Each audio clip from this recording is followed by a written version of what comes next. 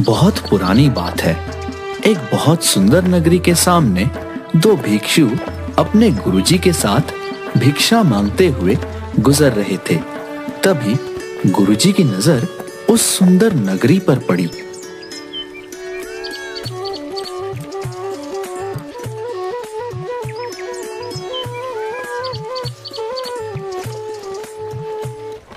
वाह वाह वाह, अति सुंदर। इस नगरी को देख के तो आंखें तृप्त हो गईं। बहुत सुंदर नगरी है। हाँ गुरुजी, बिल्कुल सही कहा। बहुत सुंदर नगरी है। बस यहाँ भिक्षा भी सुंदर मिल जाए तो आनंद ही आनंद है। बिल्कुल सही फरमाया प्रेमपाल। अब बस इस नगरी में झोली भर मिठाइयाँ और पकवान मिल जाएं, फिर तो आनंद ही आनंद है।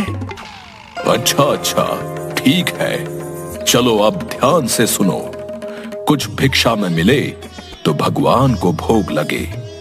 बच्चा प्रेमपाल, तुम नगरी में पूर्व दिशा की ओर जाओगे और बच्चा वीरपाल, तुम नगरी में पश्चिम दिशा की ओर जाओ और जो भिक्षा में मिले सहज स्वीकार कर सूरज ढलने से पहले यही मिलना। चलो चलो, अब भिक्षा के लिए प्रस्थान करो। जी गुरुजी महाराज।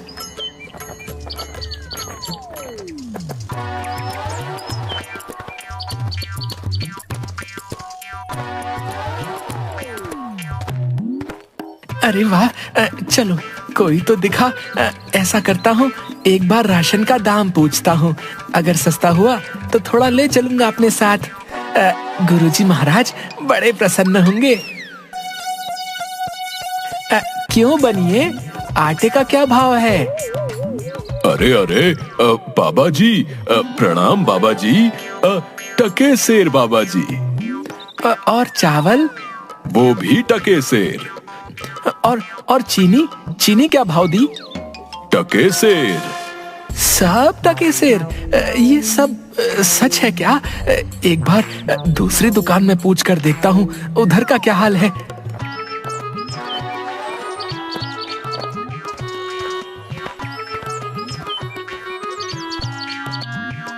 अरे बेटी, टमाटर कैसे दिए? टके सेर बाबा जी। और गोभी? टके सेर बाबा जी, ये भी टके सेर। और ये वाली? साधु महाराज, ये भी टके सेर दिया। अरे वाह वाह वाह, आनंद ही आनंद, सब टके सेर।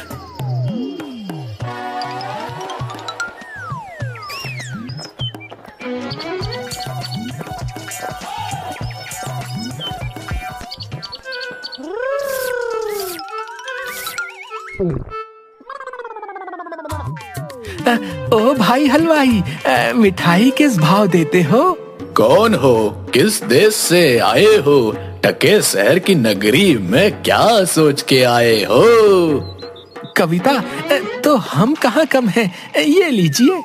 हम कहाँ से आएंगे भाई, अपना ना कोई घर ना कोई ठिकाना, जिधर शरण मिली उधर रात कटे, यही हम साधुओं का ठिकाना। अब जरा अपनी स्वादिष्ट मिठाई का मोल तो बताना। टके शहर बाबा, टके शहर, जो चाहो वो पाओ, मूल्य रहेगा टके शहर। ये क्या कहते हो हलवाई? सब टके सेर? सारी मिठाई टके सेर? वाह भाई वाह, नाम क्या है इस टके सेर की नगरी का हलवाई? बाबा अंधेर नगरी। वाह वाह भाई, अंधेर नगरी, चौपट राजा, टके सेर भाजी, टके सेर खाजा। तो बाबा कुछ लेना हो तो बताइएगा, क्या बंधवाऊं आपके लिए? बच्चा, मांगकर 5 पैसे लाया हूँ, सबकी मिठाई कर दो। हाँ,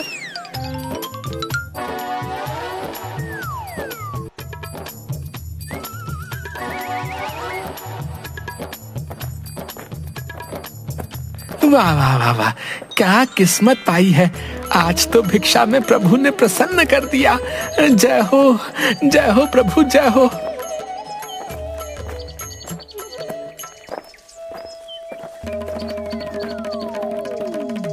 बच्चा वीरपाल, क्या भिक्षा लाए?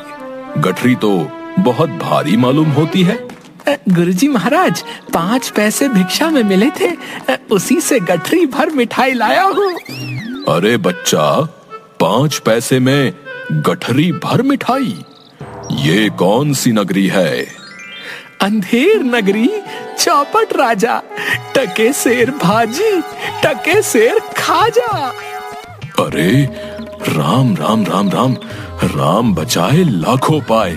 बच्चा, ऐसी नगरी में तो एक क्षण बिताना भी हमारे लिए उचित नहीं, जहां टके शेर भाजी और टके शेर खाजा बिकता है। गुरुजी, ऐसा तो संसार भर में कोई देश नहीं है जहां 2 पैसे पास रहने से मजे से पेट भरता है। मैं तो इस नगरी को छोड़कर नहीं जाऊंगा। हाँ, देख बच्चा, पीछे पछताएगा। मैं तो इस नगरी में एक पल भी नहीं रहूंगा। देख, मेरी बात मान, पीछे पछताएगा। मैं तो जाता हूं, पर इतना कह देता हूं कि कभी संकट पड़े तो याद करना। देख वीरपाल, क्यों जिद करता है? जब गुरुजी ने कहा चल, तो चल यहाँ से। यहाँ रुकना उचित नहीं। अरे जा जा चिपको कहीं का, चिपका रहे अपने गुरुजी से। मैं तो इस नगरी में पेट भर खाऊंगा।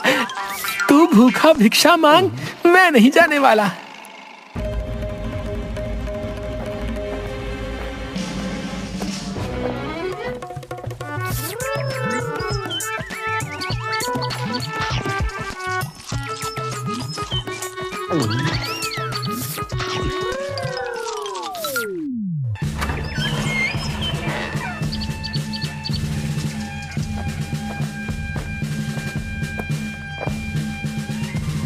ना ना, रोना नहीं, चुप हो जाओ।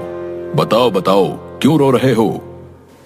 महाराज, कल्लू बनिए की दीवार गिर पड़ी, सो मेरी बकरी उसके नीचे दब के मर गई। दुहाई है महाराज, न्याय हो। बहुत बुरा हुआ। हाँ, तो फिर जाओ, उस कल्लू बनिए को पकड़ कर लाओ। क्यों बनिए, ये कैसी दीवार बनवाई थी जो इसकी बकरी दब कर मर गई? बता। महाराज, मेरा कुछ दोष नहीं, कारीगर ने ऐसी दीवार बनाई कि गिर पड़ी, इसमें मेरा कुछ दोष नहीं। ये तो बेकसूर है, छोड़ दो इसे और कारीगर को पकड़ कर लाओ। हाँ, सारा किया धरा उसी का है। क्यों कारीगर, इसकी बकरी क्यों मर गई? महाराज, मेरा कोई कसूर नहीं, चूने वाले ने चूना ही ऐसा खराब बनाया कि दीवार गिर पड़ी। अच्छा, तो ये बात है। खैर, उस चूने वाले को बुलाओ। क्यों चूने वाले, तुमने कारीगर को खराब चूना क्यों दिया? बताओ, नहीं तो तुम्हारी खैर नहीं। महाराज, मेरा कुछ दोष नहीं, भिश्ती ने चूने में पानी ज्यादा डाल दिया, इसलिए चूना कमजोर हो गया होगा। हाँ। अच्छा, अब समझ आई बात। उस भिश्ती को लाओ हमारे सामने।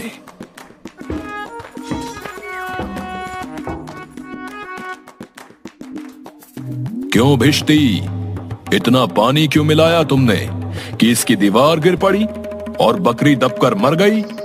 महाराज, गुलाम का कोई कसूर नहीं, कसाई ने मशक ही इतनी बड़ी बना दी थी कि उसमें पानी ज्यादा आ गया। अच्छा, कसाई को लेकर आओ और इस भिश्ती को निकालो यहां से। क्यों कसाई, तुमने ऐसी मशक क्यों बनाई? महाराज, गड़िया ने टके शहर में इतनी बड़ी भेड़ मुझे बेची कि मशक बड़ी बन गई। अच्छा, तो चलो, इस कसाई को निकालो यहां से और गडरिये को लाओ यहां पर। क्यों गडरिये, ऐसी बड़ी भेड़ क्यों बेची तुमने? महाराज, उधर से कोतवाल साहब की सवारी आ रही थी, इस कारण मैंने छोटी बड़ी भेड़ का ख्याल ही नहीं किया। मेरा कुछ कसूर नहीं। अच्छा, इसको अब निकालो और कोतवाल को पकड़ कर लाओ। महाराज मेरा कसूर कैसे? मैं तो शहर के इंतजाम के लिए आया था।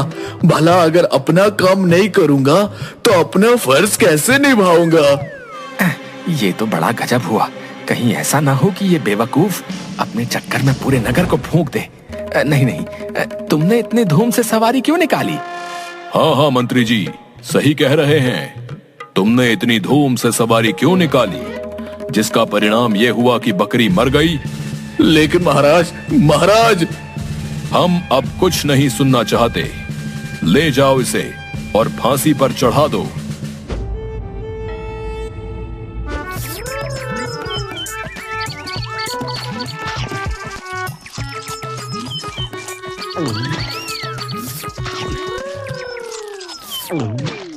गुरुजी भी ना मुझे इस खूबसूरत नगरी से जाने को बोल रहे थे।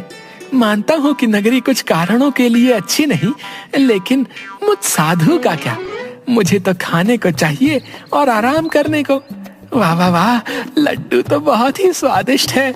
कुछ ही दिन हुए हैं अभी नगरी में, कहीं मैं मोटा तो नहीं हो गया।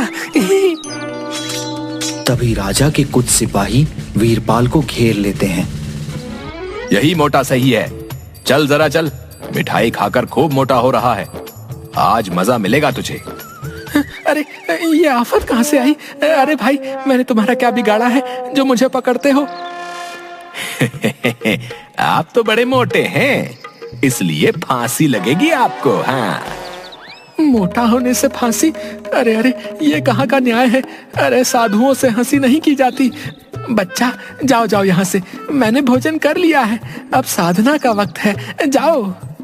साधना तो हम करवाएंगे। जब सूली पर चढ़ जाओगे तब पता चलेगा कि फांसी है या हंसी है। सीधी तरह चलते हो या घसीट कर ले जाएं? बात क्या है? एक साधु आदमी को बिना किसी बात के फांसी पर चढ़ाना चाहते हो? बात ये है कि कल कोतवाल को फांसी का हुक्म हुआ था, लेकिन जब फांसी देने को उसे ले गए तो फांसी का फंदा बड़ा निकला और हमारे कोतवाल साहब तो दुबले हैं। फिर हम लोगों ने महाराज से अर्ज किया। इस पर हुक्म हुआ कि एक मोटा आदमी पकड़कर फांसी दे दो, क्योंकि बकरी मरने के अपराध में किसी ना किसी को तो सजा मिलनी जरूरी है ना, नहीं तो सच्चा न्याय हो नहीं पाएगा। हे प्रभु, इस पापी पेट के चक्कर में मैंने गुरुजी की बात न मानी। हे बाप रे, मुझ बेकसूर को क्यों फांसी दे रहे हो? अरे भाइयों, कुछ तो धर्म का ख्याल करो। अरे मुझे छोड़ दो मुझे। मैंने गुरुजी का कहना क्यों नहीं माना? उसी का फल है। गुरुजी कहाँ हो? गुरुजी, मुझे अभी नहीं मरना गुरुजी।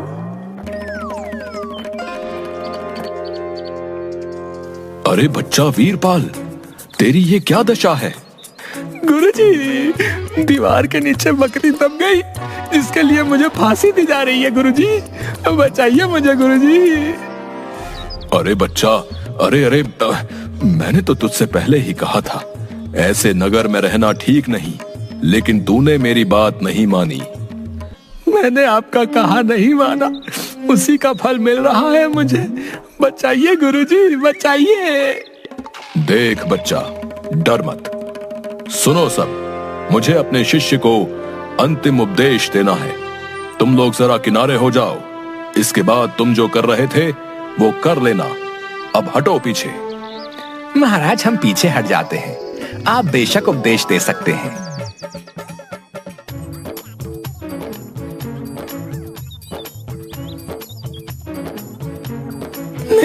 तब तो गुरुजी, हम अभी फांसी पर चढ़ेंगे। अरे नहीं बच्चा, हमने इतना समझाया नहीं मानता। हम बूढ़े हुए, हमको चढ़ने दो फांसी पर। भला तुम्हारा पूरा जीवन शेष है, मजे से गुजारो। नहीं गुरुजी, स्वर्ग जाने में बूढ़ा जवान क्या, आप सिद्ध हैं गुरुजी। आपको गति अवगति से क्या मतलब? मैं चढ़ूंगा फांसी पर। भाई, ये क्या मामला है? अभी तक तो ये मोटा साधु रो रहा था, लेकिन अब ये पहले फांसी पर चढ़ने के लिए लड़ रहा है। समझ में नहीं आता। महाराज को इसकी खबर देकर आता हूँ। सैनिक तुरंत महाराज के पास जाते हैं। महाराज, एक चेले से मिलने गुरु आया, कुछ कान में बोला। तभी से गुरु चेले में फांसी पर चढ़ने के लिए लड़ाई चल रही है। गुरु कहता है मैं चढ़ूंगा, चेला कहता है मैं चढ़ूंगा। ये क्या माजरा है, पता लगाना पड़ेगा। चलो गुरुजी महाराज के पास ले चलो हमें, हम उनसे पूछेंगे कि आखिर माजरा क्या है। बताइए गुरुजी महाराज, आप फांसी पर क्यों चढ़ना चाहते हैं? महाराज, इस समय ऐसी शुभ घड़ी है कि जो भी पहले फांसी पर चढ़ेगा उसे स्वर्ग की प्राप्ति होगी। तब तो हम ही फांसी पर चढ़ेंगे। नहीं, हमको फांसी की सजा मिली थी ना, हम ही चढ़ेंगे। हमको हुक्म है। हाँ भाइयों, जल्दी करो, हमको फांसी दो। हाँ।